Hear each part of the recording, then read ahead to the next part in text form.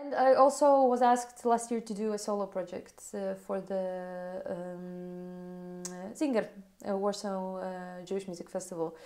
No, culture, I think, Jewish Culture Festival in Warsaw. So I had to kind of work on a solo project, right? Do something on my own, finally, connected with Jewish culture and based on Jewish music.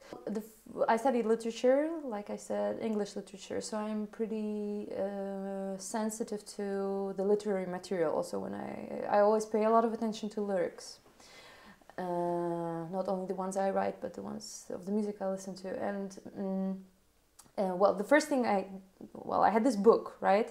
So it was written, like written material. So I had to look through it, read it. So the first kind of criterion for choosing the songs was the lyrics, right?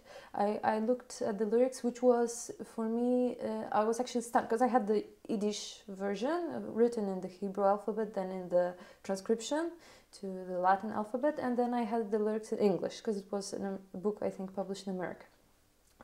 And I was struck by how good these lyrics are, how beautiful, really high standard poetry.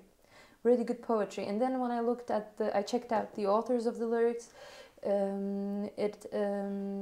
I found out that there actually, a lot of them were poets, basically Yiddish poets from before the Second World War, writing in Poland or in Russia, or in Central Eastern Europe generally, but mostly actually on the territory of the pre-war Polish Republic. Right, so very beautiful poetry, wonderful lyrics, very delicate, very subtle, very poetic. And then I started, I took this book and then I read through the notes, played them on the piano. So the second criteria was to choose the melodies that I liked, right? But the first one was the literature, right? Then the music, actually.